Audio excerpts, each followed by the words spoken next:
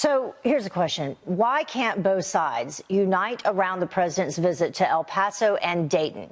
Here to debate, former Deputy Assistant Secretary of State under Obama, Joel Rubin, and Republican strategist Joseph Pinion. Thank you very much for joining us. We appreciate it. Good morning, Heather. Joseph, I'll start with you. What do you think about this and what Democrats are saying, what that mayor is saying? Look, I still remember I was 10 years old when we had the Oklahoma City bombing. And I remember quite vividly when President Clinton at the time stood up and said that you have lost too much, but you have not lost everything, and you have not lost America. And I still remember those words to this day. They are seared into my mind. And so the notion that we would say that in this moment, this time of need for great healing, that we would not want the President of the United States to stand before the people of this nation is lunacy. America is about showing up. That is what we do. From when you have George Bush talking about that the people who took down these towers will all hear from us soon.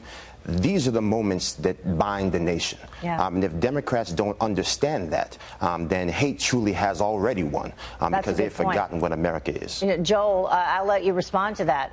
The people of Dayton, the people of El Paso, those victims in these mass shootings, I mean, you don't think it would benefit them to know that the president is there for him, that the country is united behind them?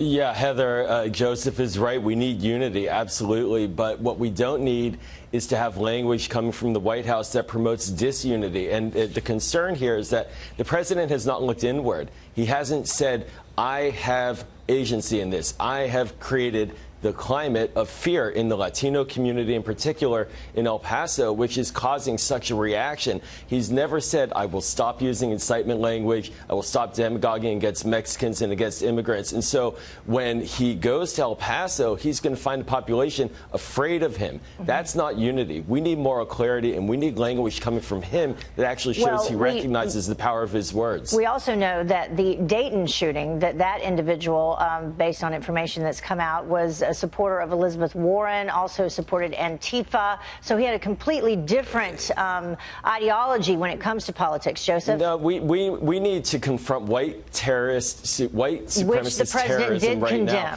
He did condemn that. He has not called it terrorism. We have had incident after incident. In my hometown in Pittsburgh at the Tree of Life Synagogue, we had terrorism, white supremacy enacted, and the president has not called it that. He's actually taken agents at the FBI away from this case. Let me let Joseph jump in here. Joseph, do you think that anything the president could have said would have been enough for Democrats? Let me bring up Beto's original tweet that caused that interaction that Griff was just showing us, and you can respond. He originally said this president who helped create the hatred that made Saturday's tragedy possible should not come to El Paso.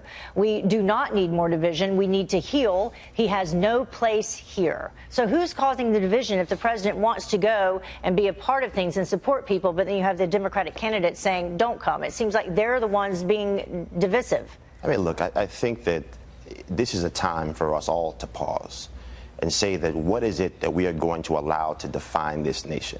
I think that to my colleague's point, yes, I think that as a member of the Republican Party who took umbrage with the fact that Democrats would not call Islamic terrorism by its name, we do have to be able to call out white nationalism by its name forcefully and say that it has no place in America. But I do think that when you have Democrats, like Congressman Joaquin, who was over here talking about individuals that have given money to the president, and basically at a time when we have great divisiveness that's literally driven people to mass murder, basically putting a target on the backs of private citizens. I don't think that that is in the name of healing. I don't think that that is a name of unity. So I think that, again, when you have the president of the United States saying, I am here, present, and ready for duty to stand up and be a unifying force, I think that's something that we should applaud. Joel, you get the last word. This is a president who has personally identified and targeted 4 members of Congress, African-American neighborhoods, and called them infestations and invasions. That is the kind of language that he has to stop if he's going to get to unity. It's not about the president. This is about us as a nation. He's creating incitement language. But that's the thing, Joel. I agree with Joseph there. This is supposed to be about the people who lost their lives, these communities that were hit by these mass shootings. So both sides should come together and allow that to happen. That I agree. All right. Joel, Joseph, thank you for joining us. Thank you.